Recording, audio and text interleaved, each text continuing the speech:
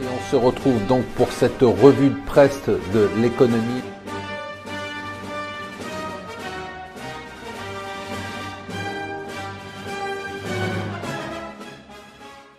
Bonjour et bienvenue sur Mon Financier pour la revue de presse de l'Écho. Nous sommes le vendredi 9 décembre et hier nous avons eu le jugement de Salomon Draghi. Alors il devait choisir qu'est-ce que je fais. Est-ce que je réduis l'intervention de la Banque Centrale Européenne? Est-ce que je l'augmente? Est-ce que je la maintiens? Comme on ne comprend rien à ce qui se passe sur l'économie européenne, des bonnes nouvelles, des mauvaises, plus de mauvaises que de bonnes, qu'est-ce que je fais? D'un autre côté, les Allemands qui ne veulent pas que je donne plus d'argent au marché, et bien finalement il a tranché, sans trancher, il a allongé la durée du programme d'intervention de la Banque Centrale Européenne, mais il a réduit le montant, voilà, et du coup personne ne comprend rien, ça n'a eu quasiment aucun impact sur le marché, sauf la baisse de l'euro. Très intéressant quand même ce qui se passe sur la Russie. La Russie c'était quand même le paria de tous les marchés émergents, et là c'est devenu la coqueluche. Il y a eu quand même un retournement très fort, surtout avec l'élection de Trump, dont on sait qu'il est relativement proche de Poutine, et donc on sait que bien la Russie va sortir de son isolement diplomatique international et va devenir incontournable. Le Wall Street Journal nous révèle que les entreprises allemandes investissent, mais à fond. Elles étaient à zéro investissement en 2014. Là, elles investissent des dizaines de milliards. Les grands groupes, mais même les ETI, construisent des usines, achètent des entreprises. C'est la folie. La folie aussi sur le marché des télécoms. Vous savez, la mode, là, c'est l'opérateur télécom plus les contenus. SFR mène une offensive sans fin. Hier, ils ont pris les chaînes, la diffusion des chaînes Discovery, ils ont racheté les droits du football anglais, donc on est vraiment dans le jeu. Bon, ils ont bien sûr le groupe BFM, donc on est dans le jeu opérateur télécom plus contenu. Et bien maintenant, c'est Orange qui voudrait jouer le même jeu. Et pour jouer le même jeu, et bien Orange dit à Vivendi, filez-nous Canal. Vendez-nous Canal, arrangeons-nous pour qu'en vendant Canal, vous rentrez éventuellement dans le capital.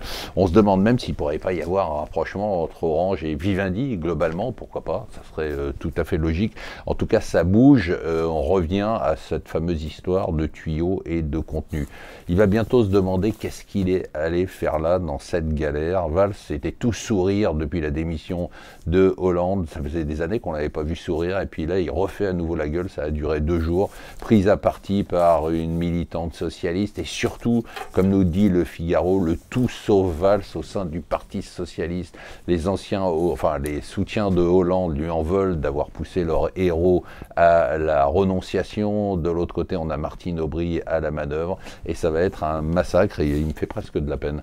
Bon, alors qu'on me dise pas, non, je suis pas en train de dire qu'il va y avoir des attaques spéculatives comme contre la France. On va encore me ressortir la vidéo dans 5 ans, parce que je l'ai dit une fois. Non, mais simplement, le FT signale que beaucoup de fonds spéculatifs commencent à prendre des positions contre la France parce qu'elle juge que la France d'abord a des résultats médiocres économiques, c'est le moins qu'on puisse dire, qu'elle n'a pas fait ses réformes structurelles, et surtout, en fait, maintenant, ils sont obligés de pricer dans les marchés ce qu'ils appellent la prime au populisme. Maintenant qu'il y a eu le Brexit, la victoire de Trump, la victoire de l'Italie, eh bien, ils sont en train de pricer la possibilité, même infime, que Marine Le Pen soit élue, ou qu'elle arrive à bloquer d'une façon ou d'une autre le Parlement français, si elle arrive à faire élire pas mal de députés Front National, et du coup l'écart entre les taux français et les taux allemands est de plus en plus large, alors qu'il s'est réduit, et ça c'est paradoxal, entre l'Allemagne et l'Espagne et l'Italie.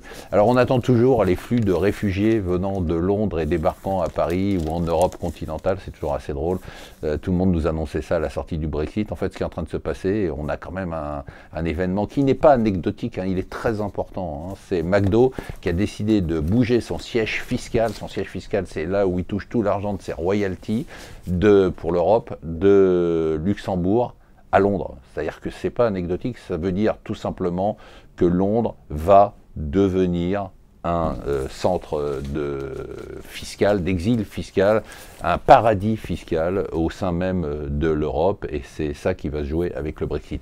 Voilà, restez avec nous sur Mon Financier.